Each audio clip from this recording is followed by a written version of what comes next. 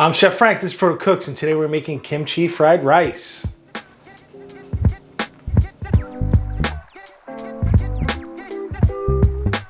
Part of the reason why I chose this kimchi fried rice is because a few weeks ago, my wife and I went out to a Korean restaurant, and it was kind of like a little bit of a cafe, and it was really nice, good drinks, the food was okay, and it was just okay, and I felt a little like I could do it better, right? So I challenged myself, right?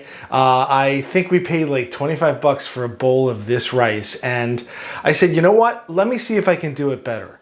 I am no expert in Korean cuisine at all. I play around with ingredients, I do research, I go out to eat, I go to markets. So I'm always trying to learn as a chef, different cuisines. I talk to people. I want to know what their grandmas made. So I'm always trying to learn about new foods. So by no means am I an expert on Korean food, but I think I can do this rice better than what we had.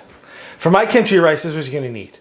Some cooked medium grain rice. You can use long grain if you have it, but I'm using medium grain rice because that tends to be what Koreans eat in their households. Sesame oil, some MSG powder. This one is kind of a beef flavored one. Chopped garlic, gochujang, which is a red pepper paste. Soy sauce, nori, chopped kimchi, scallions, sesame seeds, and eggs. The rice is the most important thing in this recipe, and you have to prepare it right. Usually it's made with leftover rice, the rice that has been cooked and sat in the fridge or gotten cold overnight, and you use it the next day. So that's what I suggest. Make a pot of rice or use your leftover rice from the night before, but do it a day ahead and get it cold. I am using a medium grain rice that's more akin to kind of a sushi rice. I just like the texture on it. I think that it absorbs a little more of the flavor. But if you have long grain rice or jasmine rice, go for it. It's fine. You can change this recipe however you want it. The first thing I'm going to do is wash the rice. I have a medium saucepan here. I have my rice, and it's going to go into the pot, and then I'm going to go up to the sink and wash it. What I'm going to do with the rice is rinse all of the surface starch off. So cold water. Just cover the rice, and I don't want the rice to soak in the water. I just want to rinse it 2 or 3 times, maybe 4. You see how the water gets all starchy? And all that I really want to do is rinse this until the water isn't starchy. People use colanders for this and strainers. I just like to do it in my pot. Just dump it.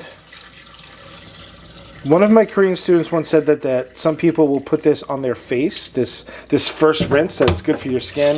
I haven't tried it out, but I'm just going to rinse with cold water until the rice water is clear. Right? Just going to kind of scrub it. This could be 3 or 4 times. It all depends on the amount of rice you have. I don't have a lot of rice, but the more rice you have, usually the longer this will take. With this rice, I am not seasoning it. When I do the rice for my fried rice, I don't season the rice. I don't put salt in it because all of the stuff that we're going to put in later gives it enough seasoning. So it's just basically plain white rice. All right? So that was like 3 times. Was that 2 or 3? I don't recall. But you can look at my water. You can see that my water is actually getting a little clearer. There's not as much surface starch. Usually the surface starch makes your rice kind of clumpy, and I don't want that. So I think that's it. I think maybe, well, you know what? Let me do one more time. All right, so you can see that my water is a lot clearer here. So that's what I'm going to do. I'm going to do this last rinse. Pour off my water, and then we're going to get it on the stove. And this is how much water I'm going to put in to cook the rice, right? What I'll do is I'll put water in the pot right up to my first knuckle of my finger, and I'm going to bring it over to the stove and get it going. What I'm going to do now is put the rice on over medium-high heat and fit it with a tight-fitting lid and let it come to a boil. Once it comes to a boil, I'm going to lower it to a simmer and let it cook for 10 minutes. After that, I'm going to let it sit off the heat for about 10 minutes, and our rice is done, and we will cool it off. All right, the rice is done. I take it, I'm going to put it on my sheet tray and let it cool. Spread it out nice and thin, and then I just put it in the fridge. I don't cover it. I let it dry out, and I let it chill overnight. Actually, I'll probably let it chill on the counter for a minute or 2. Not too long. Put it on the counter for about 10 minutes so it doesn't warm your fridge up, but I will let it cool and I'll use it the next day. One of the ingredients in my fried rice is gochujang. And gochujang is a spicy fermented red pepper paste. It is amazing. You have to give it a try. It lasts forever because it's fermented. I put it in the fridge, and it's a good thing to add a little bit of spice and a little bit of saltiness to food. So I'm going to use that, and I'm going to actually put it into my soy sauce and make a paste out of it. So this is really thick and sticky. So I'm going to put it into my soy sauce. And this will go in kind of towards the end of cooking so that it doesn't burn. But I really want to get a little bit of that saltiness and that kind of umami at the end from this. So my gochujang goes into my soy sauce and I'm going to stir it together. Another ingredient I'm using in my fried rice is cabbage kimchi.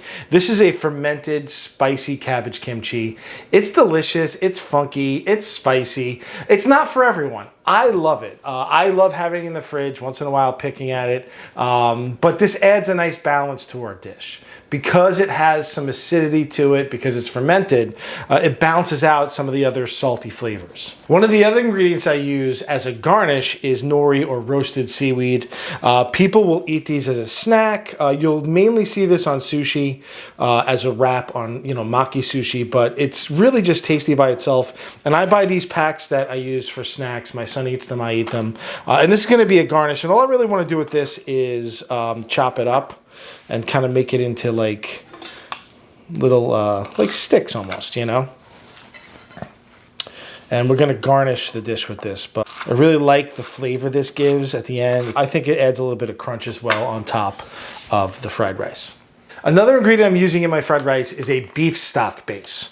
And this is basically my MSG component to my fried rice. I think MSG is a really great ingredient to use in small amounts.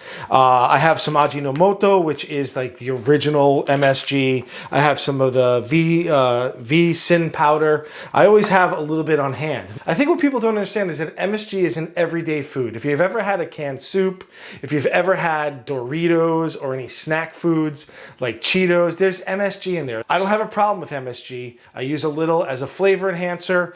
Let's take a minute to talk about our friend the scallion. I find that when I'm teaching people how to cook with scallions, they'll either do this. They'll cut it in half and throw the white out, or they'll cut it in half and throw the green out, right? This whole thing is pretty much edible except for this little piece, the root end, and whatever kind of dry pieces are here. So what I normally do, a rule of thumb for me, is the whites are for cooking, the greens are for garnish. I use the whole scallion. Please stop throwing your scallion away, and please stop cutting it here and throwing it out. You want to cut it right by the root, right? I find that people will cut it here and be like, oh, I'm throwing it out, Cut it as close to the root as you can, and then you can peel. What I normally do here is any kind of leaves that are kind of beat up or old and kind of dry, I get rid of, right? So if there's anything kind of beat up, I just pull them off. Right, here's one that's kind of like gross. You just pull it off. Sometimes our scallions are sandy, so you got to wash them. I just wash them, dry them in a towel. Pretty much take all of the whites up until where it starts to get dark green. And these are going to be for stir fry. And rings. Make sure you get it everywhere. They're just rolling off the board onto the floor. All right. So this is going to go into my stir fry, where the greens are going to go as a garnish, right? So I just take my greens, and I'm just going to kind of cut them on a bias. This gives a lot of kind of fresh crunch at the end, like some bright onion flavor.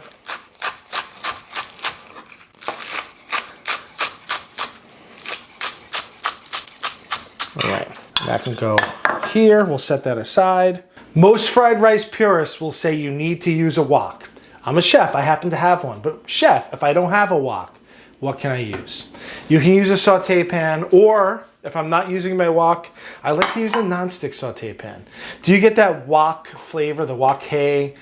No, you really don't. But I find that most home burners don't give you that anyway with the wok.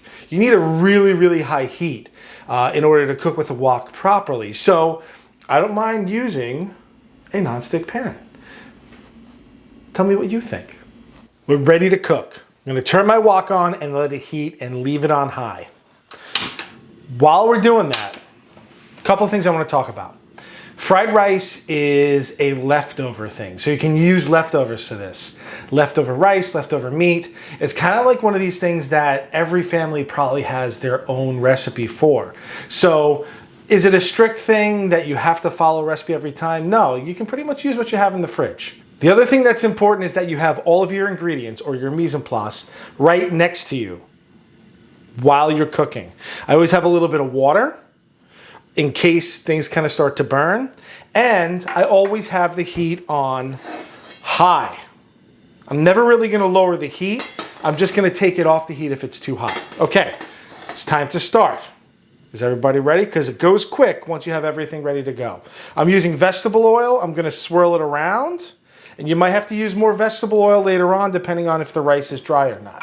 I'm gonna add my scallions. Right, just give it a toss.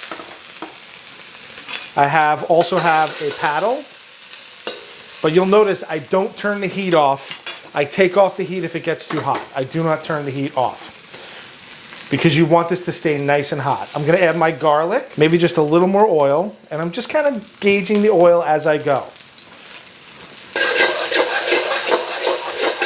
And I'm basically gonna stir fry this until it's fragrant. Smells nice and fragrant.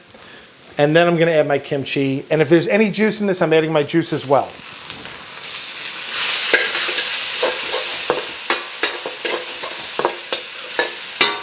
Right, I am not turning my heat down.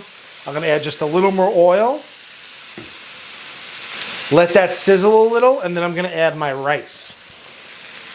Dump it in. I'm just gonna kind of break my rice up now. Start getting it so it's coated. And break any lumps up if you have any lumps. I'm gonna add a little more oil.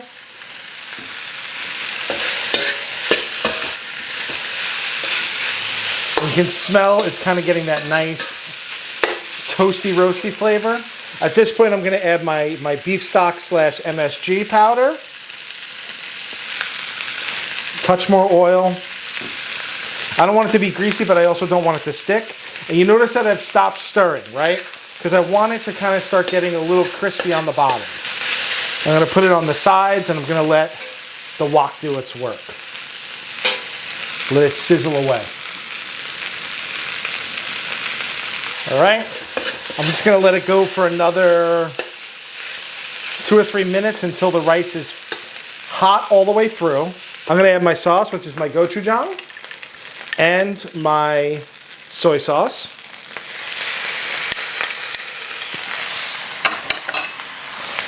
And I'm gonna give it a toss.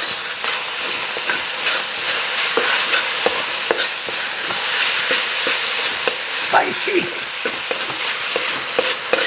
Make sure everything's coated. Smells so good. Again, let it spread out.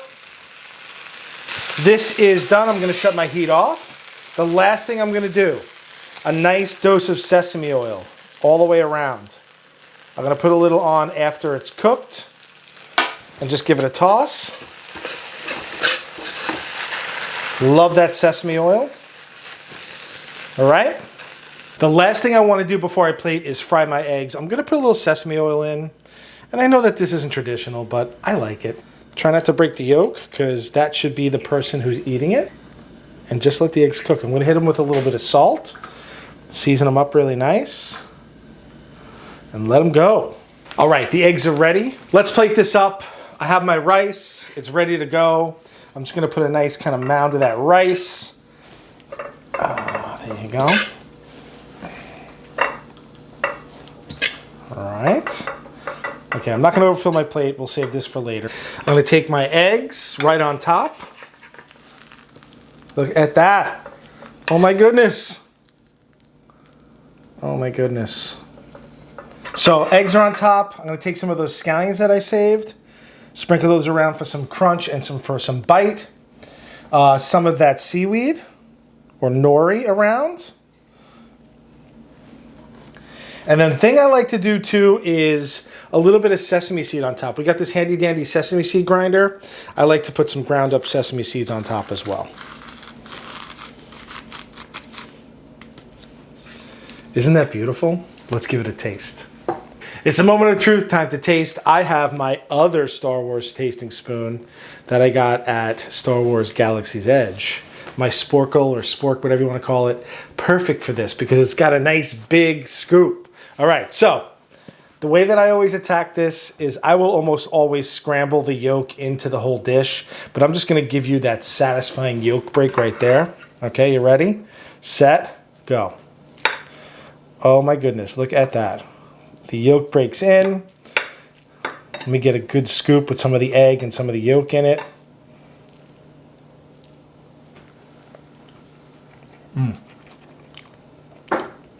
Oh my gosh, so good. Remember, I'm not an expert in Korean food, but you should experiment. You should try new things. That's what being a good cook is. Getting out there, experimenting, tasting new things, seeing new cultures. I think I did pretty good. I hope you enjoyed this video. If you did, give us a thumbs up, like, and subscribe. Tell me in the comments how you make your rice. Tell me how your family does it, the ingredients that you use. I'm always open to finding new ingredients. We have merch in the link in the description down below. We have a Patreon account down there as well.